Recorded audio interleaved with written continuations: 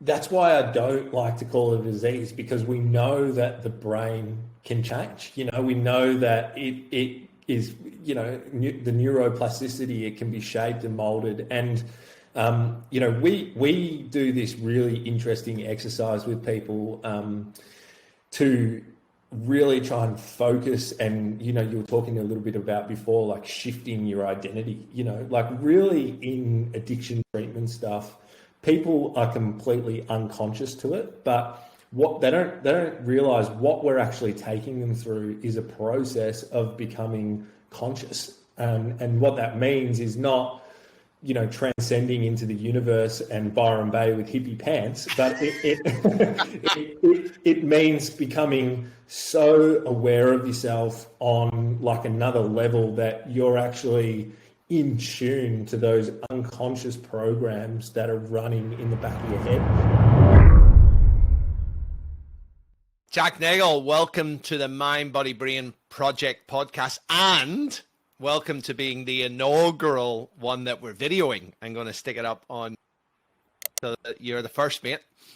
Love it. No, good to be here and happy to be the first. I've actually been listening and I enjoyed the show, so excited to be on. Excellent. So, mate, tell the listeners about your personal journey. We're going to talk about drugs. We're going to talk about addiction, and you run treatment programs, but you have a personal history which gives you authenticity. Can you just go into your journey into and out of drugs for us? Yeah, sure. So I always, it's a long story, so I always give the 3-minute highlight reel, or low light reel, I might say. But so look, it probably helps to paint the picture.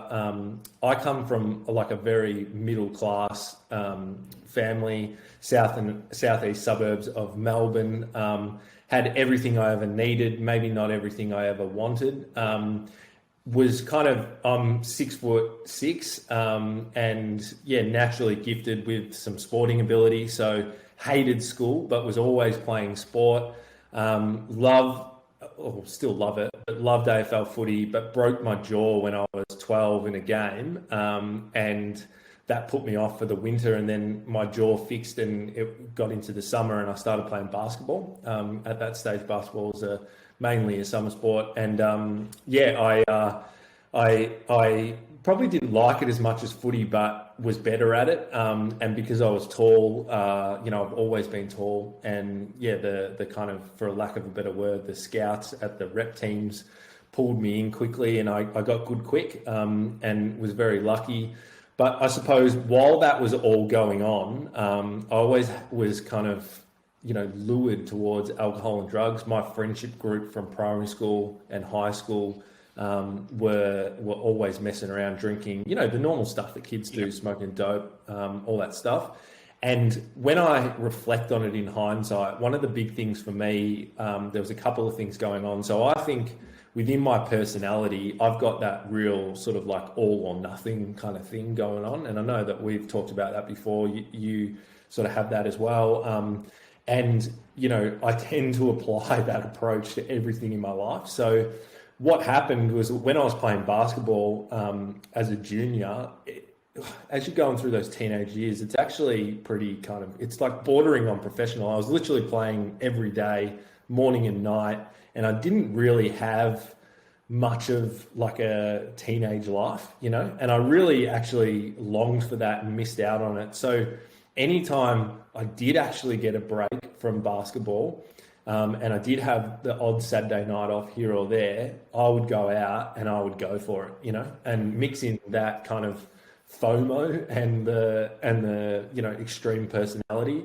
I would just like do a number on myself. And every time I did it, I absolutely loved it. I didn't know it at the time, but it really did just kind of take me out of me and helped me to feel okay within myself. Again, I couldn't put language to it back then, but that's what it was doing for me. So I just wanted to do it all the time. So flash forward, when I was 17, just to give everyone an idea, it's kind of embarrassing to say, but who knows whether I would have made it pro or anything, but I definitely was kind of in the mix, or had the opportunities to try and put myself in the right positions. Andrew Gaze was my coach. We'd just been to America for a tour, playing all the schools over there. And I experienced my first detox on the plane. I was smoking dope every day for maybe a year or something. It wasn't having any effect on my performance or anything, but it was starting to change the way that I thought about myself and the world.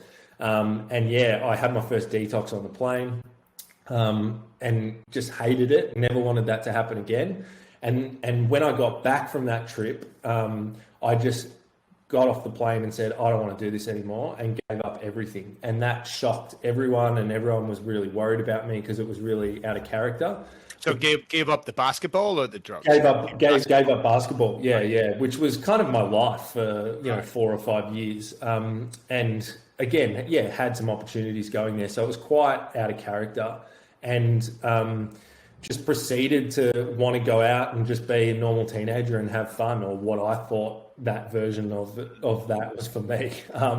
And unfortunately for me, things just progressed really, really quickly. And my life kind of spun out of control. What were you going to say? Was there a point? Was there was it a point, or was it a drug? Yeah. That precipitated that spiral? So for me, it started just like partying hard, and I was doing all the typical kind of drugs, using MDMA or ecstasy, LSD, stuff like that, drinking heaps. Slowly, I moved into speed, and I was probably getting a little bit more into that typical kind of addiction phase there. Right. And then for me, when it all blew to pieces, was that from the speed, I moved into using ice or meth. And yeah, that like once I got onto that, my life just completely hit the skids. And I just turned into a completely different person, as I said, I was already kind of addicted and things were going a little bit haywire. But once I started using ice and meth, it just smashed my life to bits. So I went from that kind of happy-go-lucky young guy to just trying to get on every day. And probably 6 months into that, I just completely hated myself, didn't want to be doing what I was doing anymore. I had my mum was worried about me. My first job was a carpet layer, believe it or not, at 6'6", stupid job. And we actually had a job we were laying the carpet at the Collingwood Holden Centre, believe it or not. Right. And I had the key for the job, and I just didn't get up one morning, and I got fired. And it was like the best and worst thing that ever happened to me, because at the time I was getting so much money working, cash in hand, which was a lot for me back then. $1,000 when you were like, 17 years old is 18, 19 is a bit. And I was just spending it all on drugs. And then all of a sudden I had no money. Right. And I got really desperate, and things started to go really bad because I had this big habit, and then I had nothing, and all the typical stuff came in, petty crime, ripping off my family, all that sort of stuff. And yeah, look, it got pretty sad, really. So just to give everyone a picture, when I checked into rehab at 21, I was 62 kilos. For 6'6". Wow. For 6'6", yeah. I remember they put me on food supplements at the rehab because like I was struggling to kind of eat because I wasn't eating properly when I was using, and my digestive system was just fucked.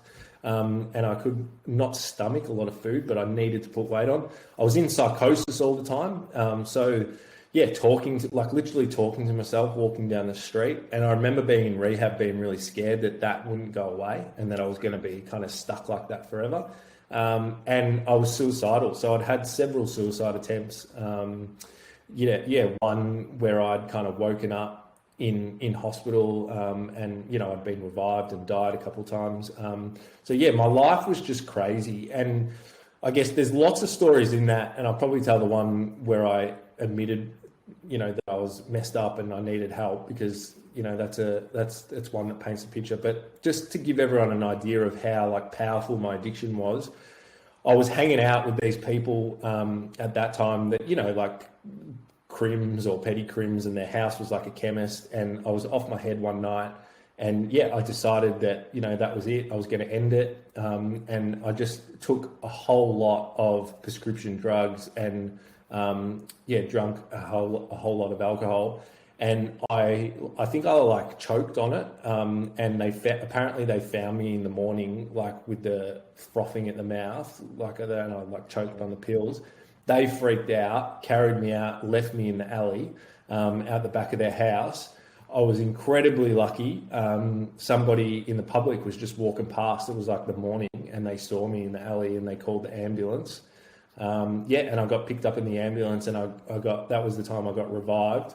And what happened though that spins me out about that story is that you'd think for most people that would make you go, holy fuck. Maybe at least for like a day, you'd go, all right, I've got to stop doing what I was doing, Mm.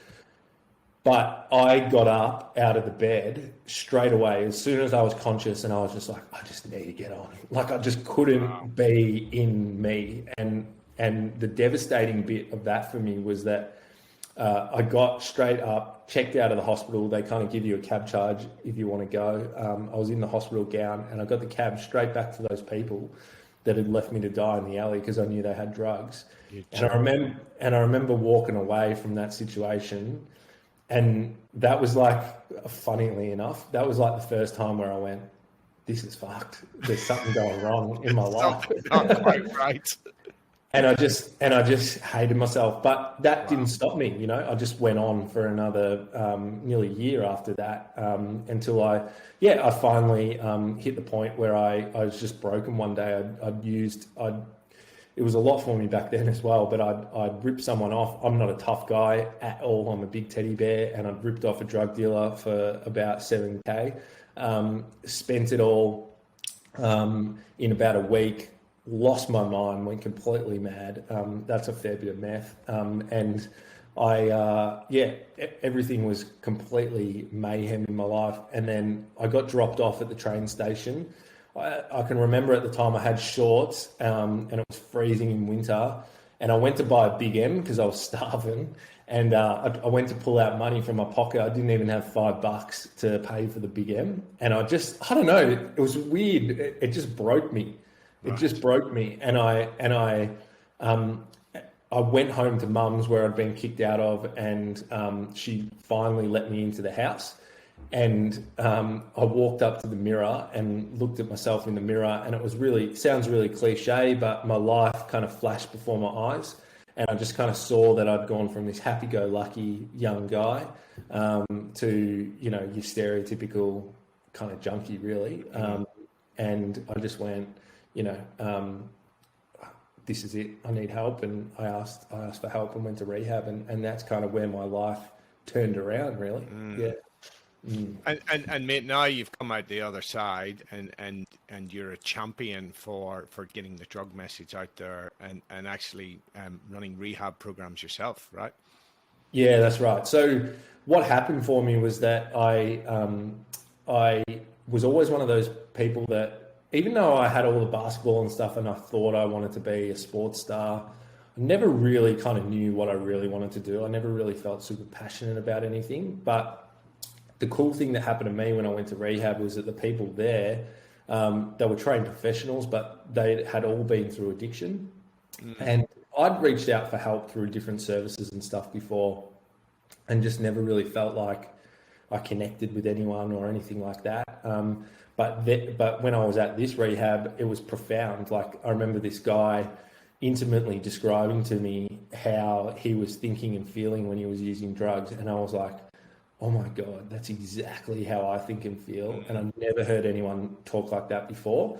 And it gave me like a profound psychological and emotional shift, like imagine like a penny drop moment times 20, it just was enough to turn the ship around inside of me to go, maybe something can be different. Maybe I can change. And so that inspired me, and I've been doing that ever since now, to go, well, I want to do the same thing. I want to use my experience to to try and help other people. And yeah, I've done lots of stuff over the years with rehabs and different stuff like that. So yeah. I mean, we'll get into that a little bit later on. So, but I want to talk now about addiction, right? So, and when we say addiction, you know, we're talking about drugs, but we're also talking about alcohol addiction, gaming addiction, shopping, sex, pornography, all of those things. In your opinion, is it a disease, or is it a personality issue? It's a great question, and I cop a lot of heat for this because I've transformed and evolved over the years. Right now, like I would say, no, it's not a disease, right? But a lot of it is semantics as well. There's definitely like a you know, a physical reaction or a biochemical reaction that's happening in your body when you use too many drugs and alcohol that sets it off. But my problem with the disease kind of concept now is that I don't think once you kind of move into it, like I don't think that you're stuck with it forever. You know, like I no longer refer to myself as like an addict. You know, I don't believe that's me forever.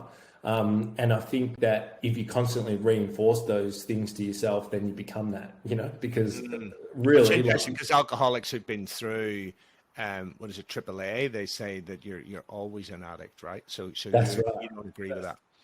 I don't agree with that. But in saying that, when I went to rehab, the place that I went to taught the disease of addiction model, and it really fucking helped me, you know, because when I was at that point, I was full of guilt and shame, and I think it's a good step. I don't think it's a super bad thing to talk to people in that framework, but I was able to see it as something that was happening outside of me and like a medical condition, you know, and something that I wasn't completely in control of, which made sense to me because I felt like that. And I just couldn't believe what I had done and, you know, how my life had played out, you know. So to be told that it was a disease really helped me just to go, well, this is actually a medical condition. This is something that's kind of happening to me like other medical conditions. And now I'm not responsible for all that stuff, but what I am responsible for is like my recovery and managing it and taking control of it. So I think that is a really good aspect. But when, you know, that understanding that I have now, it's a really heavily debated topic in our space. But yeah, all the research is really inconclusive.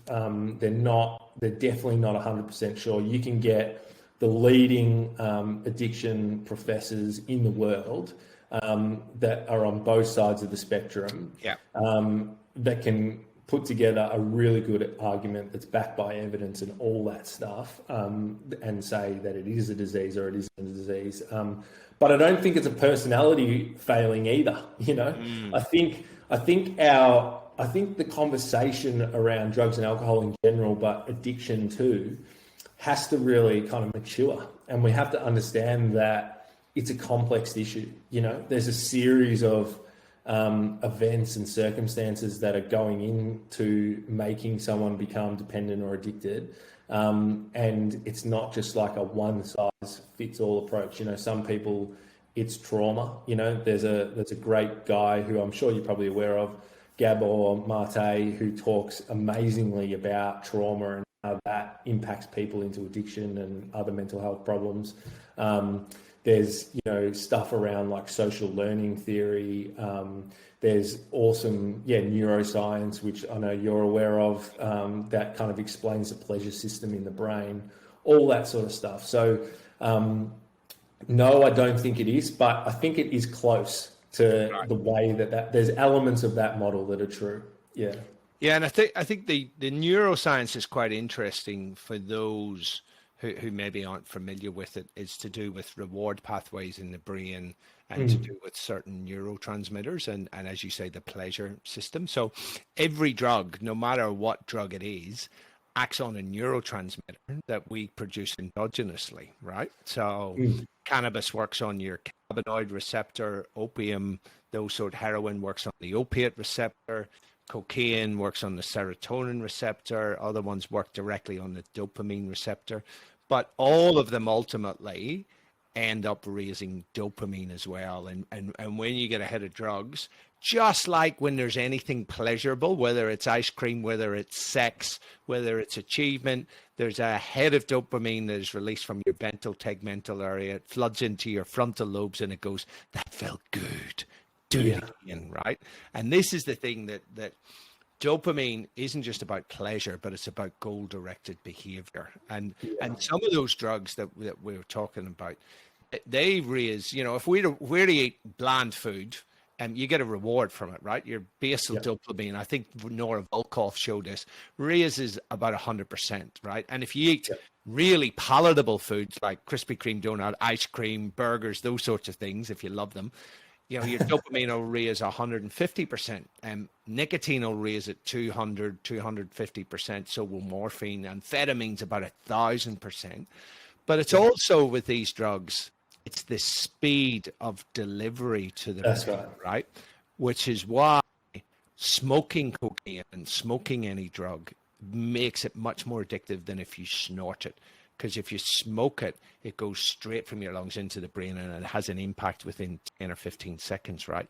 So it's interesting, the neuroscience behind the addictive potential of certain drugs and other behaviors. But one of the interesting things, and we've talked about this before, is that there's a pretty famous psychologist, Bruce Alexander, who created the whole rat model that is often used for, right? And he had these rats, they're in cages, they have access to 2 bottles.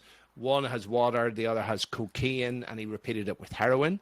And rats will, once they taste it, they will repeatedly drink the cocaine or the heroin until they collapse and sometimes have an overdose, right? And he could show the changes in the brain, hence that whole model. But he later, which a lot of people don't talk about, repeated the experiment on rat park, I think it was. So rat park, this awesome environment for rats where there's other rats in there. There's lots of cool things to climb over, play over, lots of stuff for play, which rats love. And they would have the same bottles in there, and most of them would just drink water, and some of them took the cocaine or heroin, but they used it sparingly.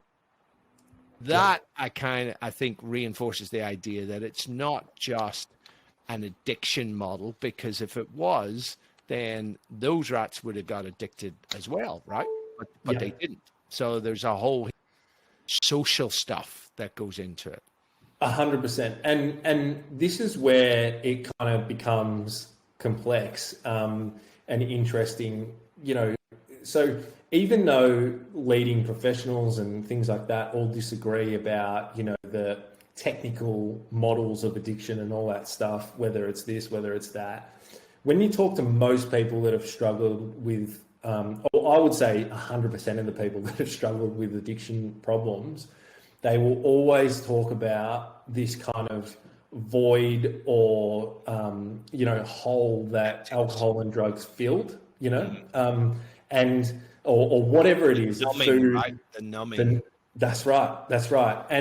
And when you take someone through a process of treatment, yes, there is phases, but getting someone actually physically off the drugs and alcohol is like a 15th of the percent of the hard bit that you need to help them to work through. You know, the real meat and potatoes is working on, you know, the underlying psychological and emotional issues that basically that manifest as a result of addiction or are there prior to the addiction. So when I say that, that doesn't necessarily, it can be these things, but it doesn't necessarily mean horrific traumas and stuff like that. It just means like it can be negative belief systems, negative behavioral patterns, and you know, negative emotional patterns as well. And, you know, people needing to learn how to process things differently, all that sort of stuff.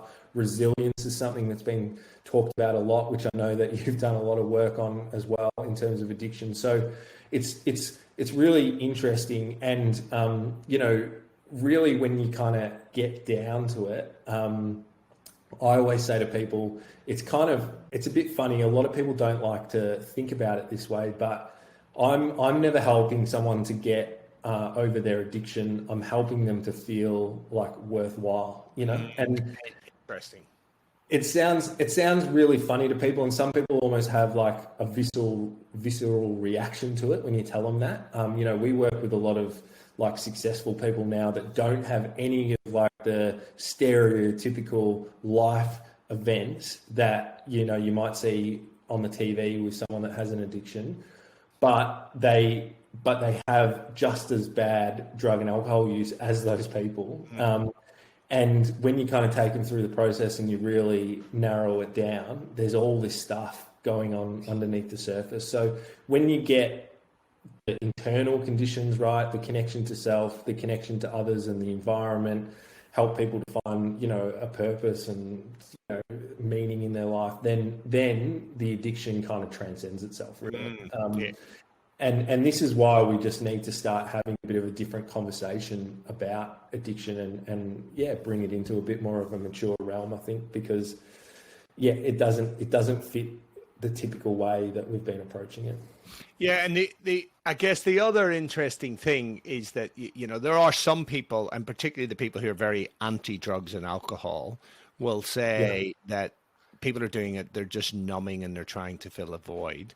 There is the other element in it that drugs and alcohol can be to use, and the experiences generally are enjoyable experiences. Otherwise, people wouldn't continue to do the drugs, and after they've done it the first time, they go, "No, that was a pretty shit experience. I'm not going to do that again." But so if it's just numbing, why are they doing the experience? I think that's the other thing to understand, is that they are giving you a hit of neurotransmitters, pleasureful neurotransmitters that are absolutely massive, right? And that's part of it. Yeah.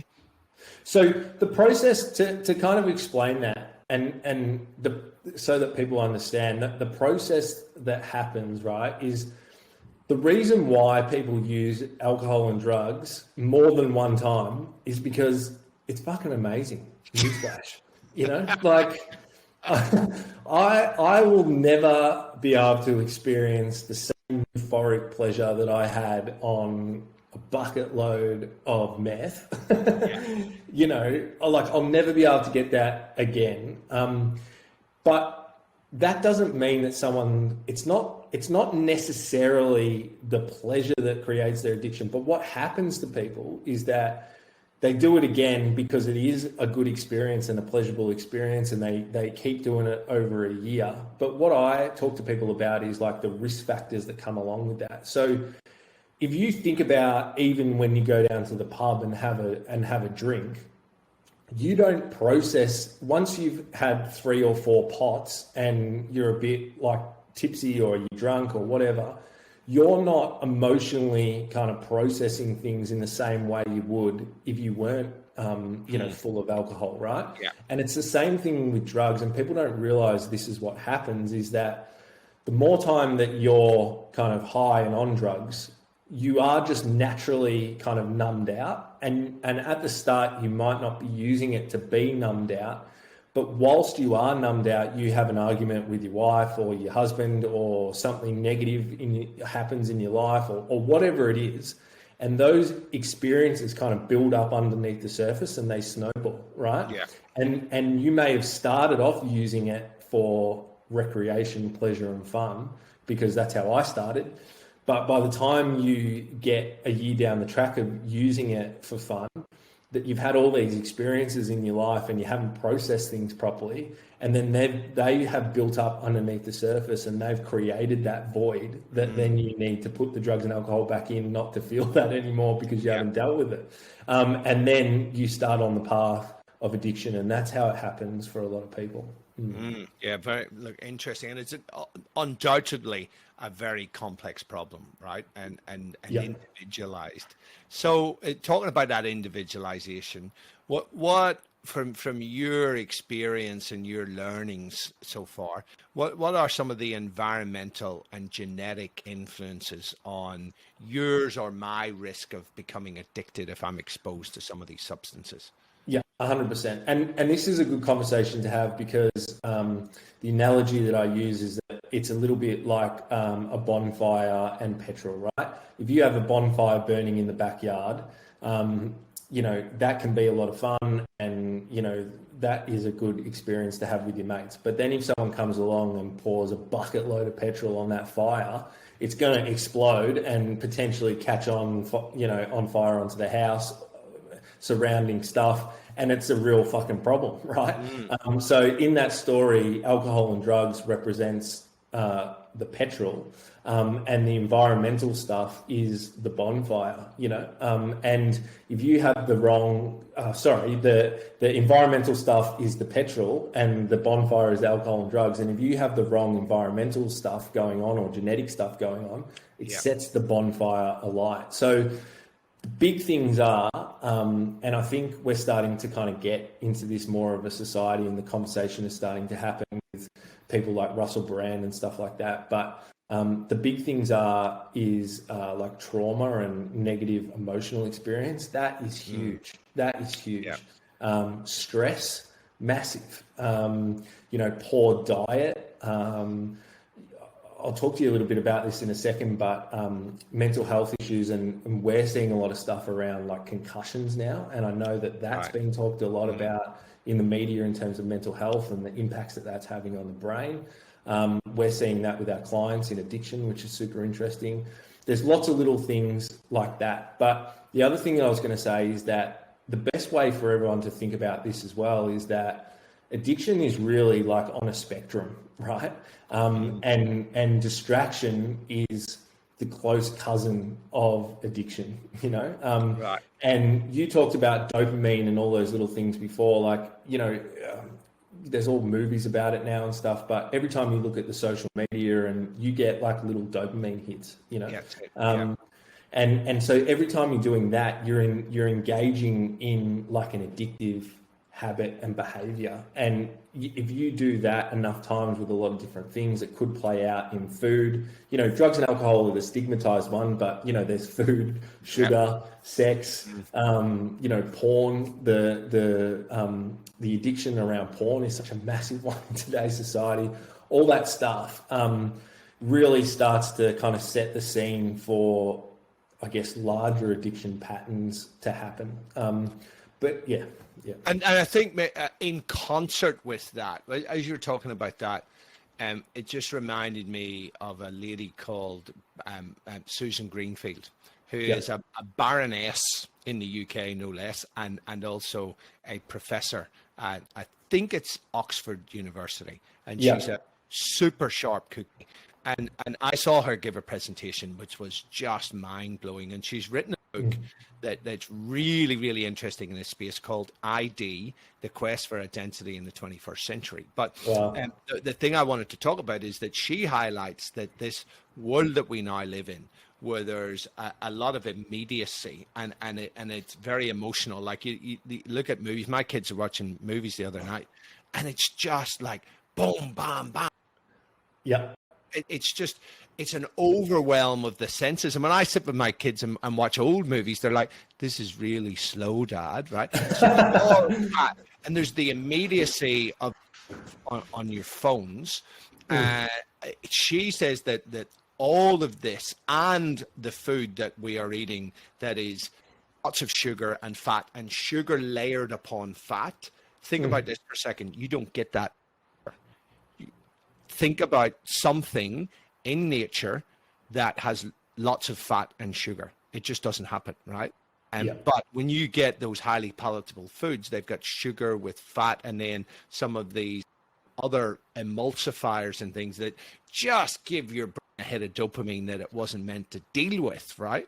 But her argument is that we are now creating brains that are very driven by emotion and much less around thinking. And she's saying kids being on video games and constantly on phones,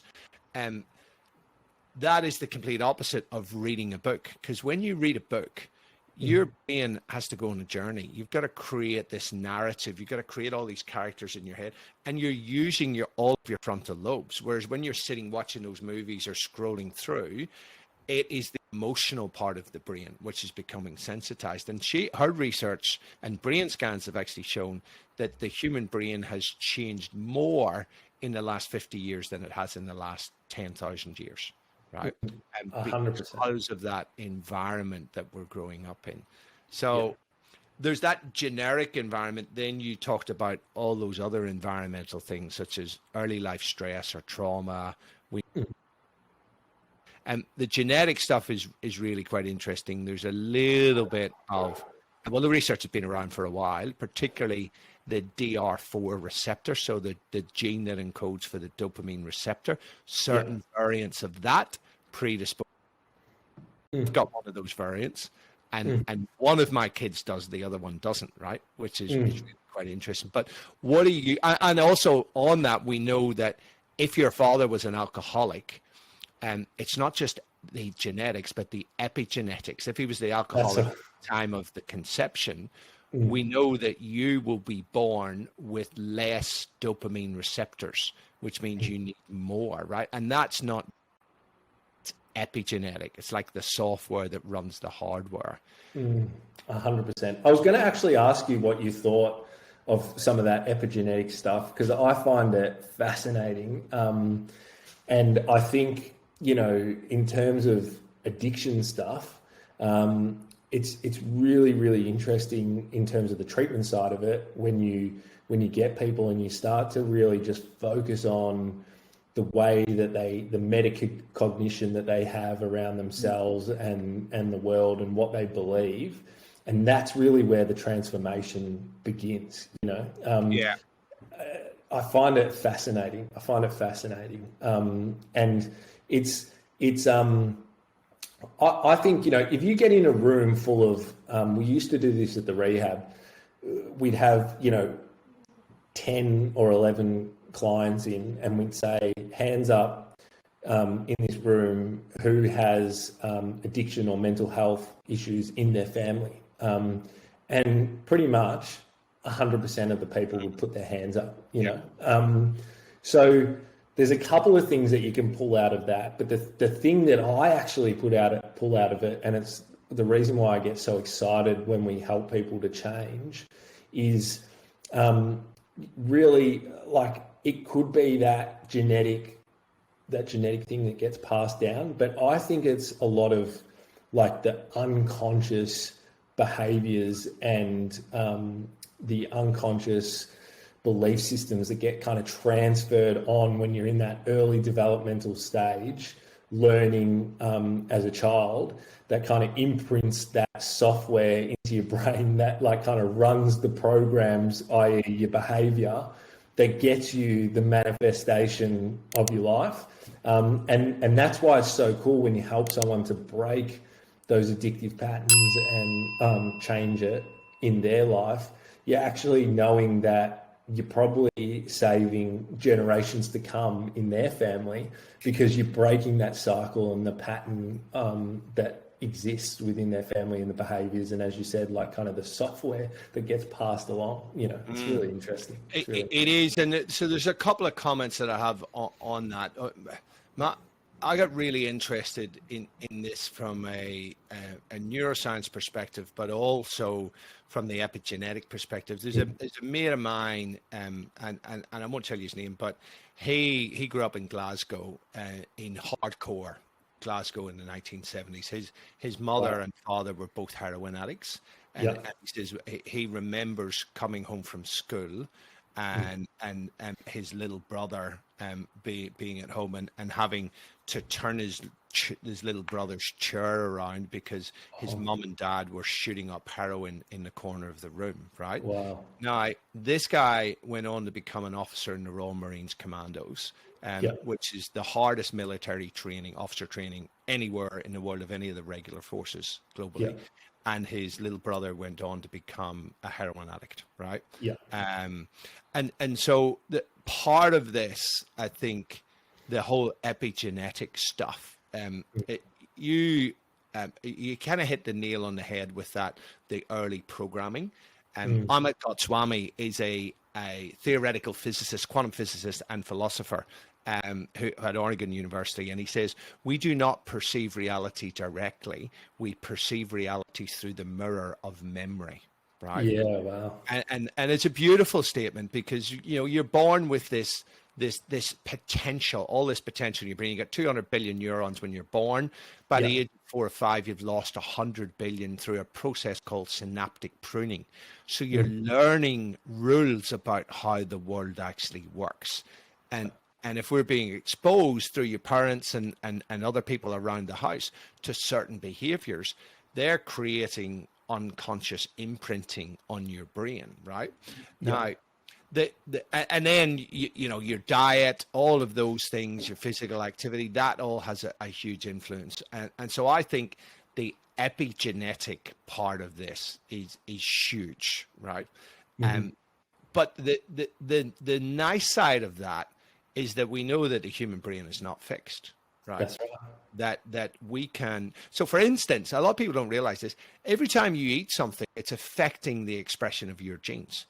Every time you exercise, it affects the expression of your genes. If you have a day sitting on your arse, it affects the gene expression. So we are constantly tweaking the software through our lifestyle. Like exposure to stress switches on a whole heap of genes and switches on a whole heap of others. But things like optimism, having an optimistic mindset, is positive on gene expression as well, and we know contributes to longevity and a whole heap of other stuff. So I think that path that you're on, looking at the whole individual, looking at their environment around them, and then bringing in a whole heap of tools to actually use, is definitely the right pathway, rather than just going, you've got a disease.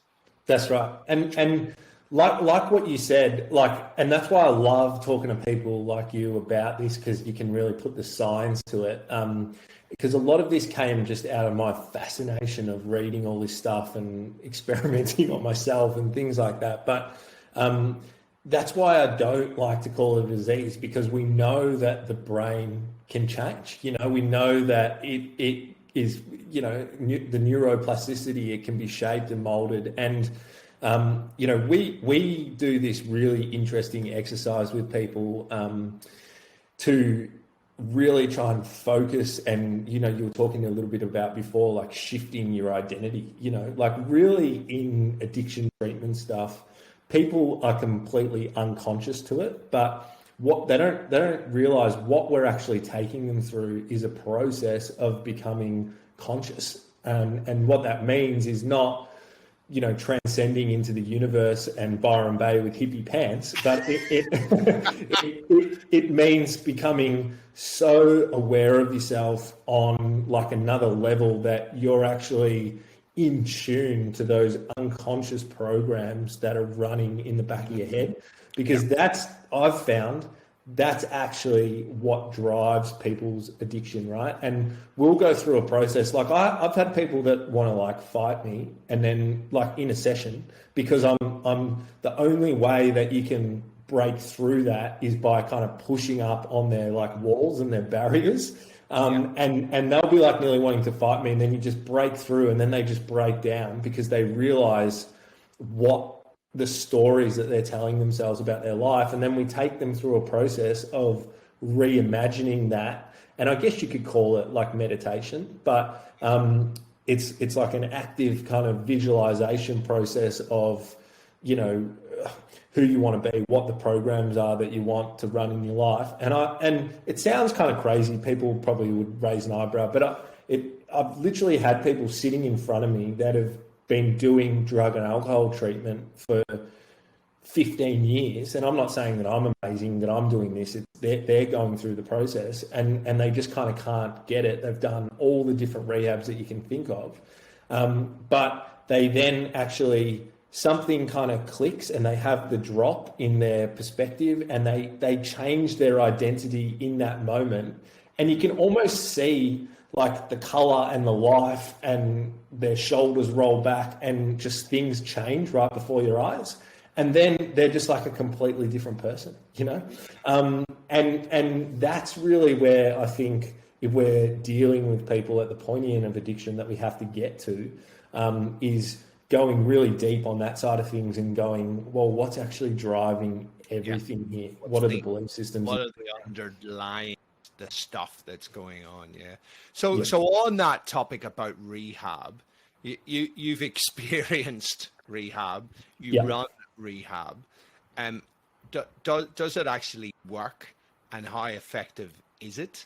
And are there different levels of rehab in terms of their effectiveness?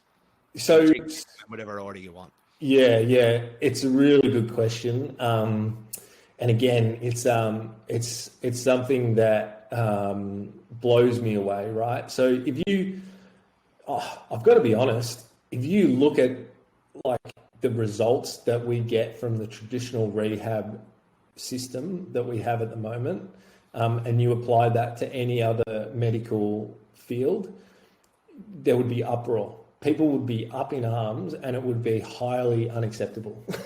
because other than weight loss, mate, the weight loss industry thrives at a 97% failure rate. So that's right.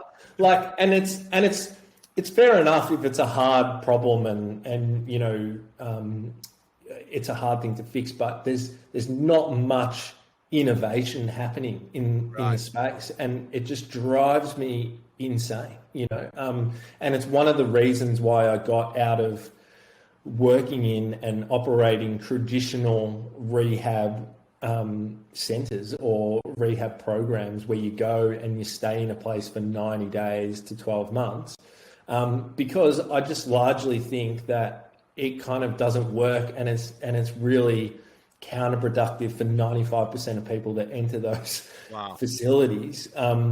Because if you actually think about everything that we've been talking about, which is connection, reintegration, you know, participating in a nice environment, if you go to rehab, you're kind of doing the opposite to that. And you might get all this great therapy and support and help, but you're just in a bubble.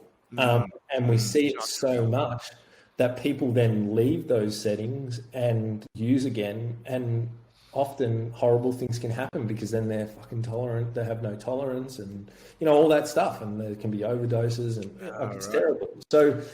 So I think no, I don't love the way that the rehab system is structured, and I think it has to be reimagined. I'm not against residential rehab, like 100% there needs to be residential rehab. But it just feels like we try and fix everybody with a residential rehab program, where I think the evidence probably suggests that maybe 1% of people need to do that residential program. 1%. And then after that, it probably needs to be a lot shorter, and it needs to be, they still need to do the intensive kind of work and therapy side of things, but they need to be they need to be doing that within an integrated society and provided with, you know, opportunities and facilities to be able to do that. And that goes into the broader conversation of like the systems and the stigma and the way that's set up. Like, it's easier said than done, but yeah, I think it has to be kind of reimagined. So there's probably a few different levels. You know, the thing that I'm really keen on doing with people now, the best way to think about it is in phases, I think. So in terms of rehabilitation, I think there's like the intensive physical stage, which needs to be taken care of in the first maybe 2 weeks for most people, longest 4 weeks, where you're detoxing essentially. But as I said before, that's kind of the smallest part of it. And then I think after that, there has to be you know, the intensive support and therapy and coaching, which focuses on all the stuff that we just spoke about, going kind of deep and getting to the root cause of why you're doing this, and having that shifted and changed. And that can be, you know, I think that should be for a good amount of time. You know, as you said, I always use that analogy of fitness. You know, it shouldn't be a 30-day boot camp. You know, Yeah. it's a lifestyle change. We should be teaching people how differently, and hence why our program is called connection-based living, because we're not treating someone over an event where we're showing them a new way to live, a new way to operate, because it has to be a lifestyle change. So, and then there's obviously all the stuff that goes into it as well in like the third phase, which is kind of getting your life back on track and, you know, tapping into what makes humans happy. So, you know, purpose, meaning, all that sort of stuff. And yeah, it's really interesting when you start applying that to people, and everybody wants something different. Some people want individual, some people want a group thing, you know, some people want an online thing. You know, different things work for different people. And I will say, I can't remember the exact figure. I had a podcast not long ago with one of Australia's leading professors in the addiction space, Professor Steve Alsop out of Curtin University. I can't remember the exact figure, but they've done research on this for years, but there's this massively high stat of, they call it self-remission. So people giving up addictions and changing their life without engaging in any help seeking. And I think that kind of, again, speaks to, you know, the Rat Park stuff, the change in lifestyle, all that. And I think if we can start to set up those environments for people, we'll start to see better results. Just a question that just came out of the blue in my head as you were talking about the connection and the rewriting your story and the whole self-identity thing. I've dabbled in drugs in my time. I smoked a fair bit of pot at uni, took LSD, went traveling for a year, came back, and all my mates were listening to shit music and doing funny dancing and taking ecstasy, right? And it's not something I really get into, but one thing I did do that was a pretty amazing experience was, and it was around 20 years ago, deep in the Amazon, was take ayahuasca with shamans. Oh, wow. And also San Pedro cactus with a Peruvian medicine woman. And the reason I bring it up is that in both places there were addicts, and there was a heroin addict that the Amazon lady, the Peruvian medicine woman, she was treating him, and there were alcoholics in the other place, one of the places where I took ayahuasca, and they have very high success rates. And some of the stuff, you know, coming out about some of the mental health issues treated with ketamine, psilocybin, those sorts of things, that what they all have in common is a bit of a reset in the brain. And what I can say about the personal experience about the shaman guided hallucinogens in the Amazon is that your idea of self and connection to others is changed forever when you go on those guided journeys with the shamans. Any thoughts, or you had any experience with any of that stuff? So I love that you brought that up, and I think it's interesting that you make that you know, that connection between the two, you know, the kind of self-actualization and the way in which it shifts your perspective. In some of the government committees that I'm a part of, and, you know, being around researchers and funding grants and stuff like that, there is some, you know, they're trying to put the science behind it with the ketamine and all that stuff, which is really, really exciting because, look, I don't really believe there's any silver bullets out there for anything, but I think I really do have the sense that it's going to make a huge impact in terms of success rates for people being able to heal and you know, change their lives because it changes your perceptions and connection to yourself. And I think for me, from talking to people and going through it myself, is that that's kind of where the root of the addiction lies. And that's what keeps you going back, you know, because you can take anyone, and we see this again with rehabs all the time, you can take anyone out of their environment for a long period of time, 12 months, but they'll often just go straight back to what they're doing because it's so ingrained in their identity and their belief system structure about themselves. And yeah, when I've taken mushrooms, it's been all recreationally and all that sort of stuff. But yeah, that's what it does. It gives you, you know, obviously you get the euphoric feeling, but it gives you that sense of like trust, and you do feel a sense of kind of almost like safety. And I think if it can have the science put to it and have, you know, that kind of more socially acceptable framework put on it, I think it's going to be very, very helpful. And one thing I always say to people, you know, because I really believe that things have to be evidence-based. You know, I'm not into like Scientology coming in, and if it works for people, I guess it works. But, you know, I'm not into that and like, you know, just crazy kind of shit with crystals or whatever. But, well, maybe that's not even crazy either. But I'm into evidence-based practices. But I think what happens sometimes in society is that we become evidence limited, not evidence based, you know, and we become scared to innovate and really dive deep and let the smart people in the world do the research and uncover the truth that's kind of staring us in the face. So yeah, it's really interesting. And when you really, the thing that makes addiction so complicated is it's not really a health issue. It's a fucking political issue, you know?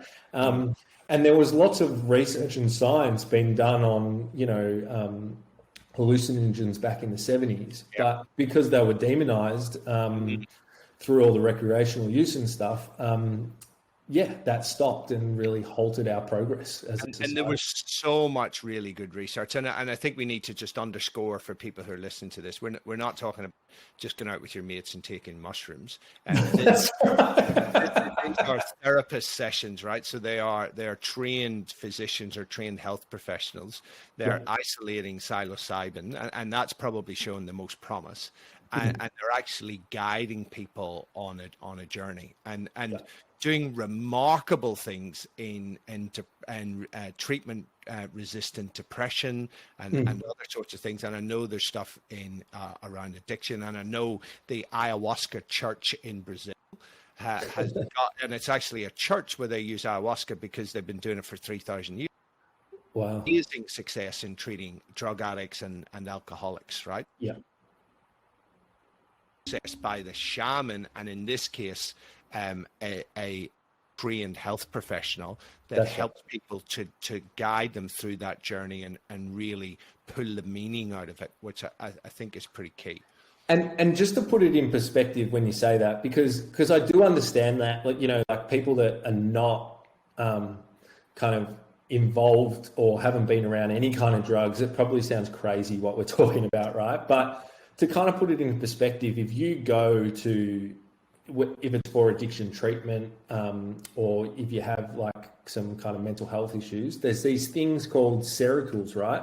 And they're antipsychotics, and they hand them out like lollies. You know, sometimes they give them to meth users because meth users can't sleep. No shit. Once they stop using, and they're like these things, Paul. You take them, and they will they're like elephant tranquilizers. Like you'll just like fall to the ground. They're so powerful. They're highly powerful like mood stabilizers that are given out in a pill form, and there's lots of those given out to lots of people for lots of different things, and that's kind of seen as okay. But then if you start talking to these things that have social stigmas attached to them, it freaks people out. And I was listening to an interview with that guy Carl Hart on Joe Rogan the other day. The hypocrisy around different substances is unbelievable. I mean, like someone hurts their back and we give them pills that are stronger than heroin. You know, you just need to look at the United States and addiction and how it is just destroying communities in the United States, right? It's crazy. But these are painkillers. That's right. People are on for a sore back. It's mad. That's right. But don't smoke weed because you're a bad person. You know, it's kind of it's really funny when you look at it, and you know, if we can start having that more mature conversation around it, I think it'll do a lot of good. Can I ask you quickly? Yes. How many years ago was it when you went and did that experience? I would love to do that for therapeutical purposes because I've never. So that was 2001 was my first shamanic journey, and then and I did it with an Italian guy in Ecuador, Yeah. and then we arranged to meet, and we both said, look, we want an adventure. Let's go on an adventure. And it was maybe a year later that I found a social anthropologist. It was called El Mundo Magico. And he was a Spanish social anthropologist guy who ran trips once a year with just a few people on it to go and visit the Mates Indians deep in the Amazon, like 2,000 kilometers from the nearest road. So I phoned Giovanni, and I had just finished reading a book called Amazon Beaming, which was about the Mates Indians that they thought had been wiped out in the 1920s, but they'd actually just retreated into the Amazon jungle. And a National Geographic researcher found a tribe in the middle of the Amazon in 1969. Right. Wow. And very slowly they started to become acculturized, but they still lived in the jungle. So me and Giovanni went, right, we're going on that. And it was 3 weeks deep into the Amazon, and we had a shaman with us, and we were taking ayahuasca.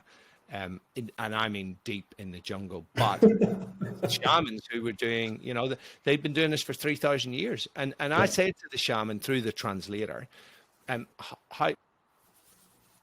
ayahuasca, it's a vine, Banisteros capri is the name, so it's a vine that grows, but the active ingredient in it, I think it's an alkaloid, it's inhibited by an enzyme in our stomach, but when you take it with the chikungunya leaf, that then inhibits the enzyme that inhibits the active potential and releases all of the part of the ayahuasca. Now I thought about this, and I thought, what is the possibility that they came across this combination by chance? And if you look at the amount of millions of plants in the Amazon, it's going to be billions to one. And I'm like, how did they know? And I asked the shaman, how do you know? And he says, the plants tell us. So the plants are their teachers. So they have a massively different view of the world than we do. They don't see themselves as separate from the jungle. They see themselves as part of the ecosystem, and the plants actually teach us. And it's super hard for people who've been raised in a Western environment to get their head around, right? But I mean, that was a pretty magical experience for both me and Giovanni. And now there's a lot of ayahuasca tourism, and there's a lot of pseudo shamans who aren't really shamans that just mix up the brew. And I even know that you can get it in Australia, and somebody said to me, we can go and do it in Australia, and there's this guy who does it, and I'm like, I have no interest in taking that stuff. It's not in the Amazon with a shaman, right? Because that experience for me was pretty magical. And that's a lot. That's a super interesting story. I love that. But the thing I was interested in as well is, that's in 2001. Like, how did people around you react when you told them that this is what you were going to go and do? You know what I mean? Like, I didn't tell very many people. And is that because you knew you would cop heat for it? Yeah, probably because we went. We were in the Amazon. We didn't have a sat phone. We discussed it. We could have got a sat phone, but we actually said, you know what? The explorers didn't have a sat phone, right? Now, if I was doing it now with 2 kids, I'd probably make a different decision. But we wanted to go on an adventure. My wife Carly knew where I was, but she didn't know where I was at any given time, right? But it was a pretty magical experience. It was hardcore, deep in the Amazon for 3 weeks. But it was pretty cool just to see how these guys lived in them when we went and visited the Matses village, and you know, we went through a sapo ceremony, which involves frog poison, which is a conversation for another day. but yeah, that was a pretty amazing experience. Yeah, and that's the thing, right? Like, imagine, you know, you're someone, this is what I find really interesting, you know, you're someone that's highly successful, you measure you up to any kind of other successful Westerner that's just purely not had any of those other experiences, and you wouldn't be seen as insane or anything like that. But as soon as maybe in 2001, if you brought up a story like that, people would be like, wow, this guy's kind of a bit fucking out there, This guy went to lunch. I think some people still think that. and just for everybody listening, like that's kind of what is constantly at play when we're trying to get different, innovative, helpful treatments to people, is that, or we're trying to get funding off government for, services that we know are going to save people's lives, is that we're not just kind of fighting this battle of presenting evidence that makes sense. We're fighting these kind of societal narratives, these stigmas, and it just makes it so hard and challenging. And the other thing I was going to say that's interesting, I don't know if it's completely related, but in our program, the other kind of space that I've gone heavily into after my wife kind of fixed me, she's a naturopath, and she taught me all this stuff about the gut, and we've been doing this with our patients in the program. And you sparked my memory with this when you said it was kind of related to like an enzyme in your guts. Yeah. But we do like microbiome testing with people when they come in. Yeah. And we go through, and Holly Sinclair, her name is, the Women's Series, if anyone wants to check her out, and she goes through all their results with them and stuff like that. And it's amazing when we start kind of shifting that. Again, it's not an instant gratification thing. It takes a bit of time to kill off the negative bacteria and all those things. But if people stick to it and do it usually over 3 to 6 months with us, they come back and they say to us, I actually cannot believe that I feel this good as just like normal without taking drugs. Like their biochemical kind of reactions to the world completely shift, which is so important, which nobody looks at when people come into addiction, into treatment for addiction. I've been using meth for years, just smashing my dopamine systems to bits and changing the biochemistry production in my body. And the only thing that I did was talk therapies. I never paid attention to the food that I ate, my holistic health, like the exercise that I embarked on, all that stuff, and that's such a huge part that we never talk about. So really, and because it leads into the last question I was going to ask you, actually, but the microbiome piece is really interesting. What a lot of people don't realize is that more than 90% of your serotonin is produced in your gut, not in That's your right. And we are not just an ecosystem, we are a super ecosystem. You've got way more cells for gut bacteria in your body than you have for yourself. And we know now we don't just feed ourselves directly, we feed our gut microbiome and they feed us. And the composition of your microbiome can affect your mental health. It can affect a whole heap of disease processes. And we look at fecal transplants where, you get a big syringe of someone's poo up your jacksie, can actually change disease in animals and now in humans. So it's really powerful. Yeah. So 2 questions. Do you know who you use for the microbiome testing? I can't think of it off the top of my head. It's a place in Armadale.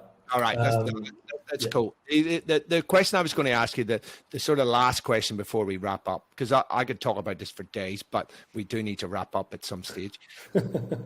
So I'm going to give you a blank check, right?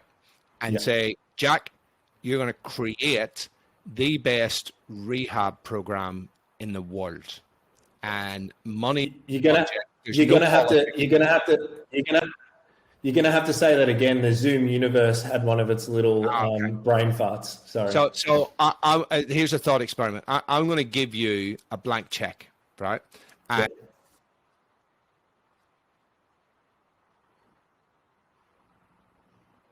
rehab program in the world for addiction. What does it look like? I know I've put. No, it's good. It's good, but I got most of it. The Zoom universe just cut out for like Okay. 5 seconds while you're talking. What third time lucky? Let me ask again, right? So I'm going to give you a blank check, and I'm going to remove all barriers, all the political stuff, so you are able to create the world's best rehab program in your eyes. What does that program look like? What are some of the elements of that program? Great question. Jeez, no fucking pressure. Just a little curveball, Jack. Off you go. No, I love it. So it would have like a first phase where people have the ability to detox properly, but in that they get the full medical service. So they get their bloods done, they get, access to medication and doctors to help them all round with their physical health. So it's a perfect world. So all their social factors are all good. So they have housing and all that. So that's fine. But then what they would do is that I would actually bring them out and we would do like some healing practices. I must say, I would want to incorporate some of the plant medicine stuff into it, because I've heard so many people that I know that have done it like you, that have had addiction problems off grid, and they talk about how amazing it was for them. I'd probably like to see some of the evidence come a bit more up to speed so we use it properly, but that would be... lab that's part of your thing that's doing the research, right? That's right. So they would come out, but what we would focus on for 2 to 4 weeks is purely on the underlying stuff that we've been talking about, which is whether they have any traumas, their identity, belief systems, all that sort of stuff. And I think that would be done, in a one-on-one environment, and they would be getting taught how to live like a good, holistically healthy life, right? Mm-hmm. And then to finish that up at the end, after that 4 or 5 or 6 weeks, where they go through that journey and they're living well and they've been shown how to train and exercise and stuff. And I think you would enjoy this a little bit, but then I would actually put them through some, maybe not as extreme as the military training that you've done, but I would actually put them through some kind of program, and maybe you would be there directing it and coming up with it, that challenges people like physically and mentally a little bit once they're stable, so that they can learn to build resilience and learn how to regulate their emotional state, because that is so critical in life terms, I think, but just really in terms of recovery, is once you actually leave treatment, is being, there's this old school saying, which I love, kind of harden the soft bits and soften the hard bits.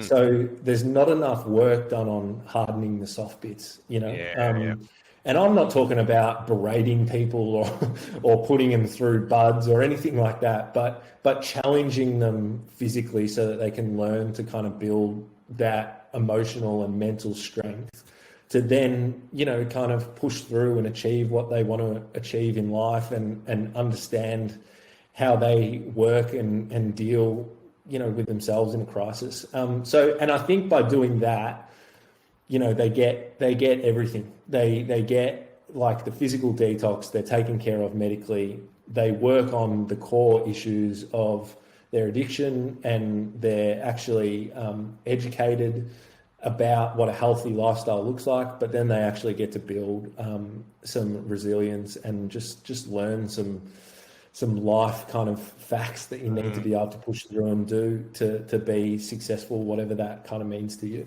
because life fucking happens. Yeah, that's right. And Jack, given that you've invited me to be the director of that program, I think a critical part of the program for me would be exercise. Once, as you say, they're stable, is doing regular exercise with increasing amounts of intensity. For number one, exercise actually creates all the building blocks for neuroplasticity, and a rehab treatment a neuroplasticity program, right? It's about retraining their brain. So I think that would be critical. I think they would be getting supplements. There's a supplement that I'm a big fan of called Hardy's that is actually designed for the brain and nervous system. And if people want to check back, when I interviewed this New Zealand professor, Julia Ruckledge, she talked about all the experiments she's done with these supplements on people with mental health issues and how they were better than the drugs, right? So those supplements to support the brain and nervous system, they would be giving food, they would be in a stimulating environment. I would be doing cold exposure every single day in the terms of cold showers, ice bath, to build up that stress tolerance. And the area I'm interested in is this cross tolerance, that if you expose yourself to more intense exercise and cold exposure, how it actually transfers into other areas of your life. And I think at the same time we'd be educating them on neuroscience, on how the brain works, a course in Stoic philosophy. And then at the end of it, as part of that, we'd be helping them to identify their key values, hopefully a bit of purpose, but we would then put them in traineeships where they were doing jobs that were in concert with their values, so that they actually felt that they were contributing and that there was a sense of purpose. I love that. 100%. So everything, it's funny you say all that, right? Everything that you just said, that's like in the program that we run, which we do it in the style of a coaching program format. We do pretty much all of that, you know, and exactly like what you said in terms of the aligning people to their values. I think that is such a key that kind of goes missed so often, you know, is that, again, we talk to people about, well, go and do this, go and do that, but they don't actually fucking care about any of that. They really want to do this, you know, and if you could just get them doing that, their life would be better. So yeah, absolutely. So Jack, look, this has been awesome. It's gone on a lot longer than anticipated, but that was just because it's such a cool conversation. How can people find out more about you? So I know you run programs. Talk a little bit about that, and if people have issues, how they can come to it. I know you also do talks to corporates. I've seen you do it, and it's bloody eye-opening, particularly, I think, for corporates with people who have teenagers and How can people find out more about these things and any other stuff that you're doing? Because I know you got a number of balls in the air. Yeah, so all the things that we do are in the alcohol and drug space. It's almost, we call it like a modern day holding company. It's called the Within Collective, and then we have a number of different brands under that. So you know, I do a lot of stuff with like public health policy, with governments. We do work with corporates more in that workspace. We do the treatment program, and we also have a bit of like a media company where we tell stories about people and try and break down some stigma. So the best place to probably find me is with that. It's called Real Drug Talk. If you just punch that into Google or into social media, we'll come up. We're pretty active on all of them. And the treatment program is called Connection-Based Living, which is, you can just punch that into Google as well and it will come up. And yeah, we've got a few different things that we do. So just reach out and holler there. And just on that, it's interesting you say about the corporates, Paul.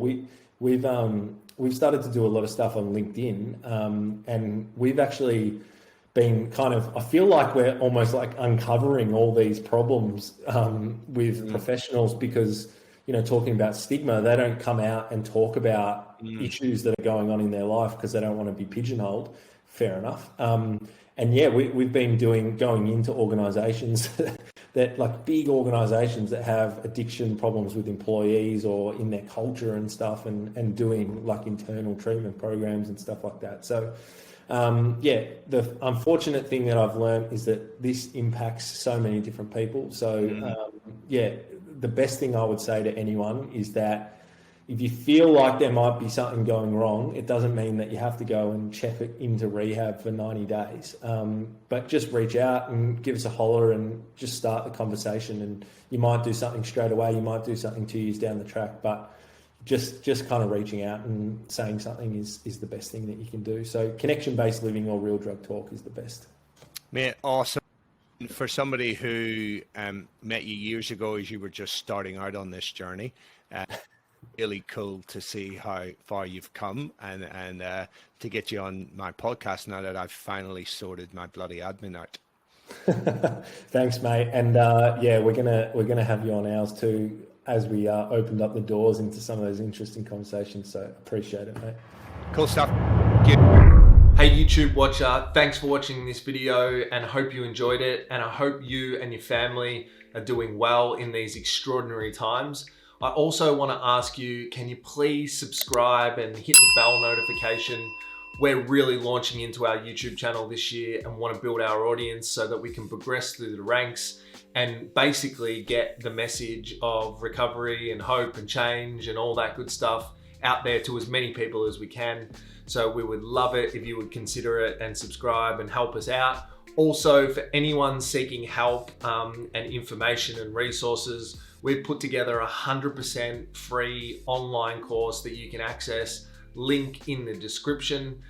So if you are looking for help, hope that, is something that can help you out as well. Until next time, see you in the next video. Peace.